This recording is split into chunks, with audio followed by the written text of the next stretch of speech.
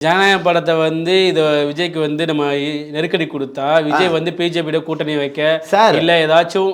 அவருக்கு வந்து இதை வந்து இருங்க இதை வந்து ஆரம்பத்திலே அண்ணாமலை சொல்லிட்டாரு புரியுறதுங்களா விஜயோட விஷயத்துல நாங்க தலையிடணுன்ற அவசியம் எங்களுக்கு இல்லைன்னு சொல்லிட்டாரு மத்திய அரசாங்கத்துக்கு எது சரின்னு படுத்தோ அதை தான் மத்திய அரசாங்கம் செய்யுது புரியுறதுங்களா தணிக்கை குழுவா இருக்கட்டும் கோர்ட்டா இருக்கட்டும் இந்த கோர்ட் விஷயத்தையே எடுத்துக்கோங்க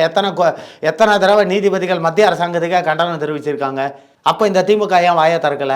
இல்ல நீங்க பேசுற வீடியோ எல்லாத்தையும் பாத்தீங்கன்னா நீங்க ஒரு சாமானியன் குரலா இல்ல பிஜேபியோட ஆதரவாளரா அப்படின்னு கேக்குறாங்க எங்க ஒரு நல்லது பண்ணா நல்லதுன்னு தான் சொல்லுவாங்க அதுக்காக நான் பிஜேபியோட ஆதரவாளரா பிஜேபியோட ஆதரவாளர்னா நான் அண்ணாமலையோட ஆதரவாளர் நான் இல்லை நான் சொல்ல ஒத்துப்பேன்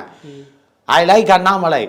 என்ன காரணம் அண்ணாமலை என்ன காரணம்னு கேட்டீங்கன்னா the one and only man like a lion இன்னைக்கு தமிழ்நாட்டில் எந்த தவறுகளாக இருந்தாலும் தட்டி கேட்பாரு இன்னைக்கு நீங்க வந்து உங்களுக்கு ஒன்னே ஒன்று சொல்றேன் இன்னைக்கு வந்து அண்ணாமலையை பற்றி யாரோ என்னென்னவோ குறை இவங்க சொன்னாங்க ஆனால் ஒன்றையாவது எவிடன்ஸோட இவங்களால ப்ரூவ் பண்ண முடிஞ்சது அவர் மேலே இப்போ கூட சமீபத்தில் 80 கோடிகள் என்ன வாங்கியிருக்காங்க ப்ரூவ் பண்ண முடியும் அவரே மத்திய அரசாங்க கண்ட்ரோல் எப்படி பண்ண முடியும் மத்திய அரசாங்கம் ப்ரூவ் பண்ணா இவங்க லிஸ்ட் எடுத்துருங்க நான் சொல்றேன் உங்க வழிக்கே வரேன் மத்திய அரசாங்கம் கண்ட்ரோல்ல இருக்காரு அதனால ப்ரூவ் பண்ண முடியாதுன்னு சொல்றீங்க இல்ல ப்ரூவ் பண்ணோம்னா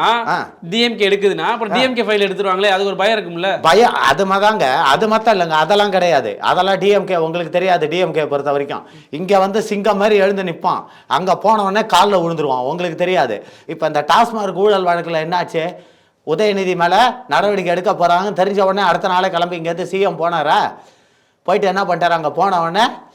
நீயே எனக்கு சரணாகதின்னு போய் மாடி காலில் விழுந்துட்டாரு உடனே அந்த கேஸை இல்லாத மாதிரி பண்ணிட்டு வந்துட்டாரா இதான் இவங்க வேலை இங்க வந்து சிங்கம் மாதிரி மக்கள்கிட்ட காட்டிக்கிறது நான் உரிமையை விட்டு கொடுக்க மாட்டேன் என் கேரக்டரே புரிஞ்சுக்க மாட்டாங்க அப்படி ஜனநாயகத்தனை விட்டு கொடுத்தோம்னா தமிழ்நாடு வெல்லும் அப்படின்னுவாரு அங்க போயிட்டவனே தெரியாம பண்ணிட்டாயா என்ன மன்னிச்சு தலைக்குடியை விட மாட்டேன் அங்க போயிட்டு போய் தலை குனிஞ்சிட்டு காலையே விழுந்துருவாரு